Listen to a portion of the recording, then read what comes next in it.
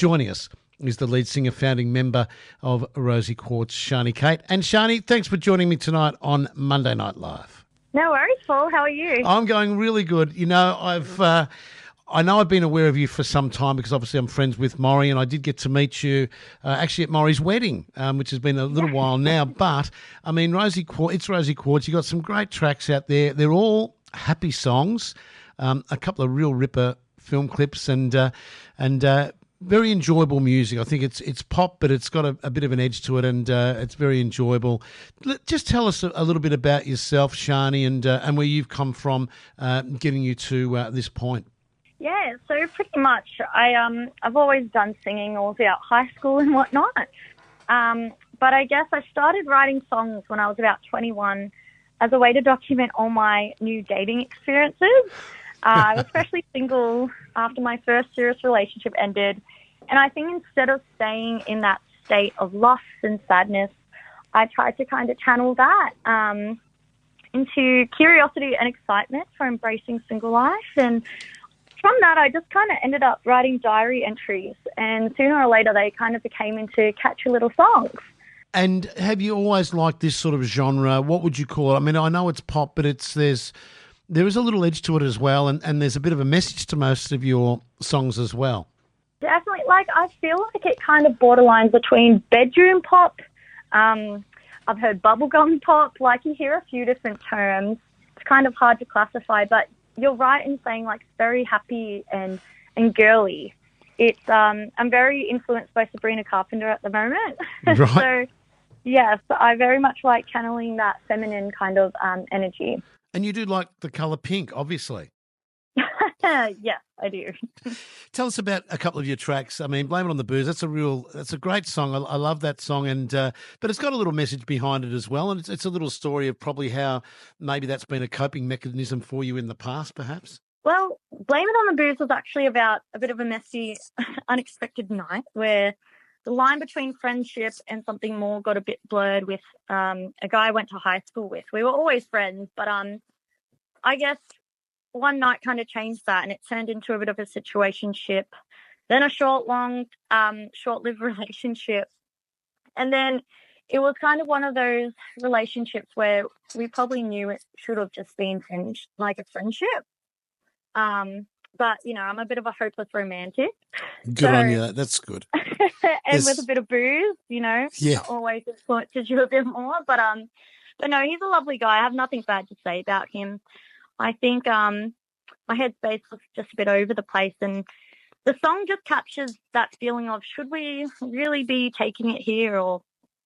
But then it's kind of like, oh, well, we'll figure the rest out later kind of thing. That's right. And then, after a couple of drinks and sort of stuff, your inhibitions and you sort of relax a bit more, I suppose. And this is someone you've known as well. So it's not like it's a blind date or anything. And tell us about your songwriting process. Do you get a melody line going first? And what instruments do you play? Or do you have help with finding the melody line? Do you write the lyrics first? What's your process? See, I actually kind of struggle to write lyrics without a beat or something to write it to first. Yep.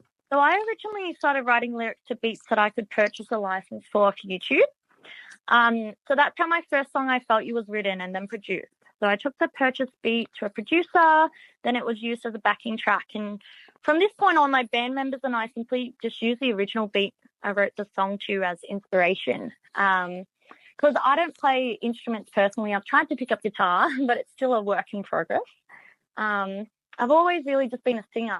And I guess sometimes with that, I've kind of felt a bit stuck. And I need band members, and I absolutely adore working with my band members. Shout out to Moz and Millie. They're amazing, and I wouldn't have it any other way. And tell us about who is in your band. So we have Moz, who is on the drums. He's been with me since day one. Wow. He's my ride or die. He's a great mate of yours. He's a lovely, lovely person. And he's almost like my rock with this whole music thing. There's times where it gets challenging, but he's always the person who I know I can fall back on to, really lift me up and lift my spirits. And then, of course, we have Millie. She's on the keys, and she's actually a close friend of mine from a friendship group. She's dating a good mate of mine called Tam. And she brings so much lighthearted energy to the group. She's always cracking jokes, and it's just a really nice little dynamic that we've got at the moment. Love it. And yeah, look, I've known Maury since we were 12 years old, and I won't even dare to tell you how old we are now. But Maury is a great voice of reason at time, and he's experienced in life as well. So yeah, I mean, it's great that and look, you're doing him a favour too by just having him in this fantastic band that's doing so well. Tell us about your live performances. How have you enjoyed the gigs? Oh, they've been so much fun. Yeah. Honestly, probably one of the a big highlight of all of this.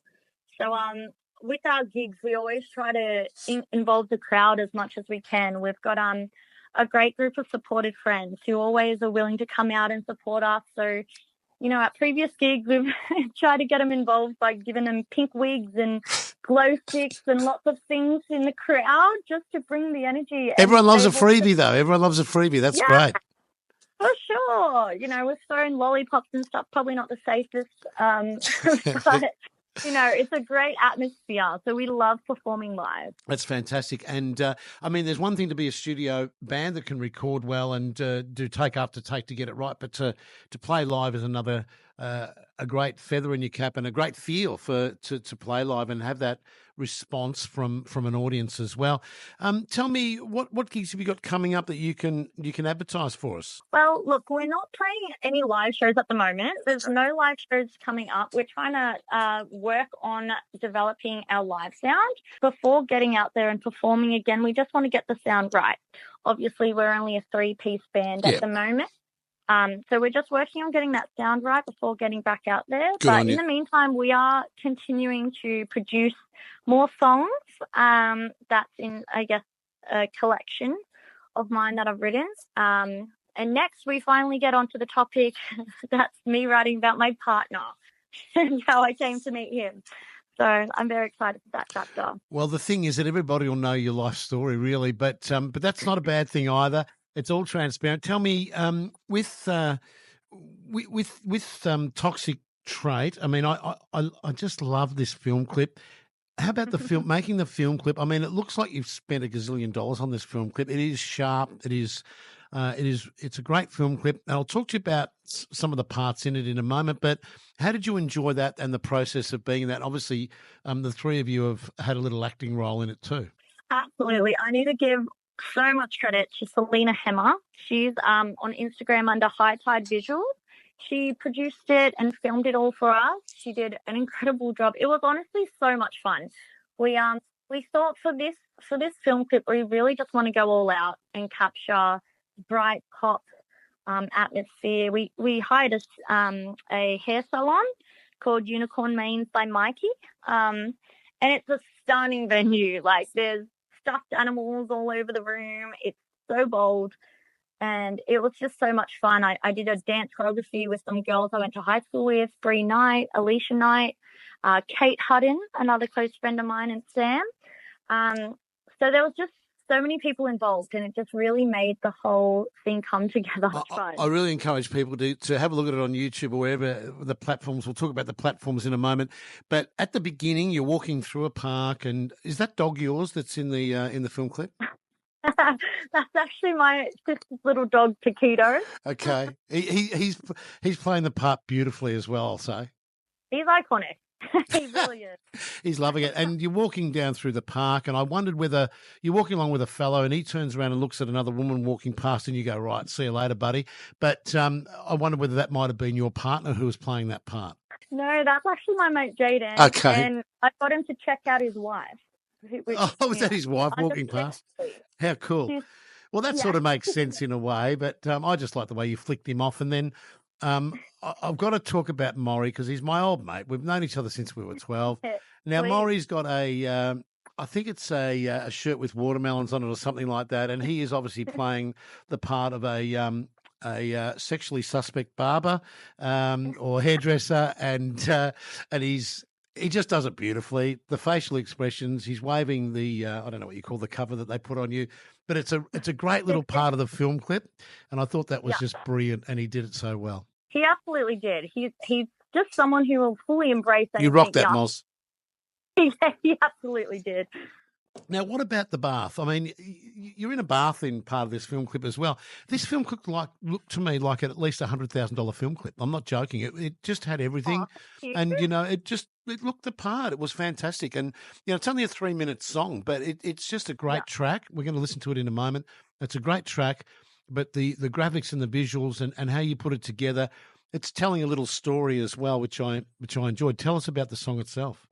Yeah, well, also just with the set design and whatnot, I need to shout out Fiona and Edward. They were working alongside Selena just to set up the scene and the bath and the lighting. So they had a big part in it as well. So in terms of the song, it's pretty much about my inner voice fighting with my desire to continue chasing the wrong men. So I've got my inner voice kind of trying to wake me up and say, hold on. You've been through a lot of bad relationships. Yeah. Is it really worth chasing and hurting yourself all over again? So it's that moment where you realize, things like this cycle is toxic, and there comes a time where I need to give my heart a break and put my self-love first. That's basically what it's about. I tell you what, it's good advice for any young woman out there. And at the end, of course, you're having dinner on a nice balcony with a fellow who wasn't happy with the spaghetti and meatballs, and you tipped a glass of champagne over his head. That wasn't your boyfriend there, was it? No, I'm saving my boyfriend to be in the music that the song's actually about. Okay. Well, that was fun. I thought that was good. He was arguing with the waiter. He wasn't happy with the meatballs. I think it was meatballs. I'm not sure. But and then you've tipped a glass of champagne over him at the end. It's a great track, and it's musically it's fantastic, and it's very enjoyable to listen to. But it's great to watch as a as a film clip or whatever I don't know, music video, whatever you call them these days. But it's just a great look, and you should be really congratulated, Shani. It's fantastic. Now, for people who don't know It's Rosie Quartz, where can they get your music, have a look? I mean, what platforms are you on? We are on Instagram. That's probably the main one. And TikTok, we're trying to grow on at the moment, putting a bit more things up on there at the moment. So YouTube as well, it's all under the same name. It's Rosie with an IE, Quartz, like the crystal. And where did this name come from? Well, I'm a bit into spirituality. Good on you. And the rose quartz crystal represents, passion and love, and I feel like it just encapsulates lots of the topics that I like to write about. And the name Rosie's always just resonated with me too, so I thought it was a nice spin on words. Well, you've done well. This is a brilliant band, 3-piece band, everybody, and I'm going to play the title or the new track, which it dropped on Friday, I think. Is that right? Yeah. So we're going to play it. It is called Toxic Trait by It's Rosie Quartz. I'm going to play that for you now. To you, Shani, thank you so much for joining me tonight on 3WBC. And it's been an absolute pleasure to talk to you and about your career and about your fantastic band. And we wish you well for the future. Of course, any future gigs, I'll be all over that and I'll give them a good plug. But let's have a listen to the track now. Thanks for joining us tonight. Fantastic to have you on the program. Thank you so much, Paul. That's Shani, and here we go. Here it is. Toxic Trait, 94.1 FM, 3WBC.